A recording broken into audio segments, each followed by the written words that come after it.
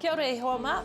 Kei te neke haere ngā mahanga I nei rangi. The boys are pretty active at the moment and it's amazing how many milestones they've actually already reached. Dean and I are absolutely loving the journey so far.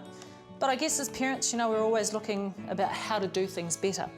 Nō reira, nō tātou te Whanau, we're going to meet a real-life baby whisperer today and get some tips on where the boys are at the moment. Dorothy Waide has been building her international reputation as the baby whisperer for over 30 years, and she's been the guide through babyhood for many of the world's famous celebrities. Yay, right there, no?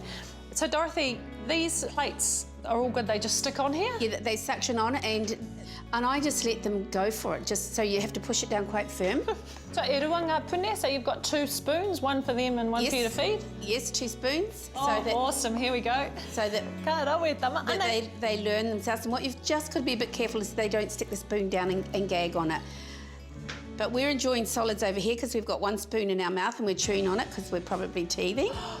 And we've got kumara, pumpkin, broccoli and zucchini in here, so it's a really nice mix.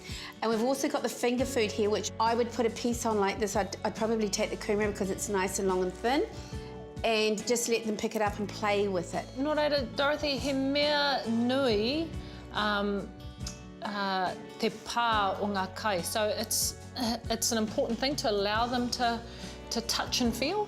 Absolutely, because what I found years ago when we just did purees, when you actually then divided the purees out and started doing mash or little cubes, they actually didn't like the veggies anymore because they had only tried them in 3-leaf. Now, this little man has got a little bit of kumara in his mouth and he's just trying to work out what he wants to do with it. So he's doing a little bit of a gag here, but see how he's working that out? Because it's nice and soft, it went to the top of his mouth, and that's why you only do soft veggies. And the biggest thing when you're giving them finger food is try not to panic. Okay, so if one of them started coughing like he's doing this, I would automatically, like he's bringing him up himself, which is good, he's got it under control. And you just have to watch, okay? And he's very happy, look at the proudness on his face. He's going, well, I did that. Yeah. But if he did start to choke, the first thing I do is I do a very deep guttural cough because they mimic us. So I'll get in front of the baby's face and I'll go. I'll probably have a coughing fit after this, but I'll show you. I go... So it's a natural instinct for them to bring it up themselves, but we all don't like seeing it happen. Now, I wouldn't continue. Notice I haven't given him another piece of food to do because I wouldn't want him doing that all the time. So it's just getting used to it. He's very happy chewing on his food, and with me just sticking in the solids side on, like just getting it in a little bit like that. So Dorothy, if you were to make everything concise in terms of what babies really need, what would that be? Babies need 2 nutrients, sleep and food. If they eat well, they'll sleep well, and if they sleep well, they'll eat well. Now, most people only do one or the other, and that's where things sort of fall apart. So we've got to look at both. Sleep is a nutrient, and it's powerful, just as food is a nutrient. Okay, the boys are ready for nap time now, so we're going to put them both in their sleep sacks. And a sleep sack is their first cue to going to sleep. And once they know it's their first cue for going to sleep, they will tell you off, okay? And they'll tell you, actually, I still want to play. I like doing what I'm doing, and I'm not tired, even though the boys are tired. Okay, Jenny-May, this is a really good porta-cot. It's the lightest and the easiest to use.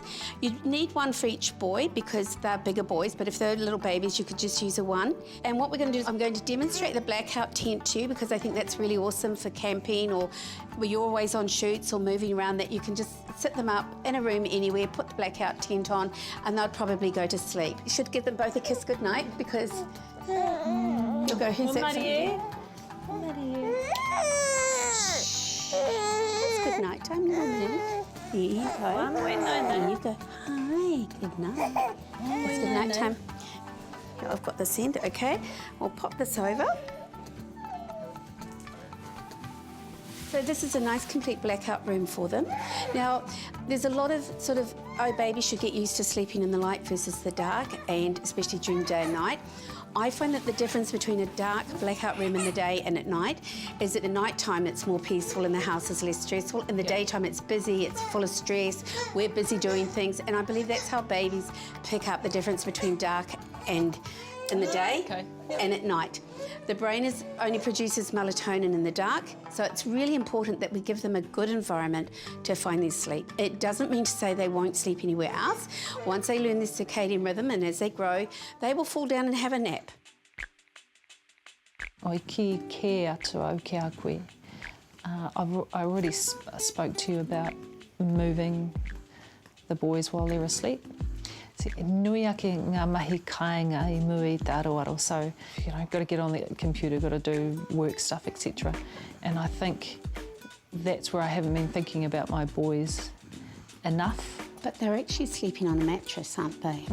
So you could put like the safety sides up around the mattress, and they're pretty safe because the mattress isn't that thick.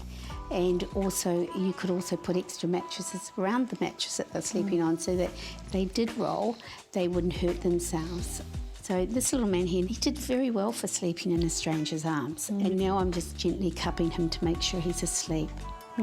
Kei te moe ngā pipi, kei te moe aku mahanga, nō reira he mihi nui, he mihi aroha ki a koe. Dorothy, thank you so much for all your little tips. My pleasure. Well, honestly, kei te huri haere oku whakaaro, my brain is just going crazy with all the little ideas that you've given us. And I understand that, we'll implement them slowly, not a whole lot of stuff at the same time, but thank you so much for your expertise. My pleasure. Thank you for having me. And your boys are gorgeous.